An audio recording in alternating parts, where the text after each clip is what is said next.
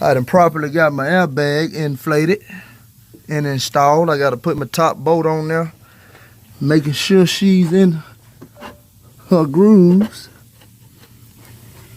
there, and get her tightened down, and that's a perfectly installed airbag. Took me longer than I thought, but that's the old sun in there right now. I don't know if you can see it. She a little old there. Sun out. It's the old bracket come off the new one. He fixed it. Got it done though. And it's hot too. Yeah. So it can be done.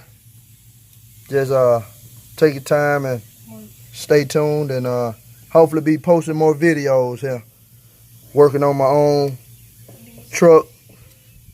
You know, not spending no $300, close to $400 at Love's truck stop. Try to charge me.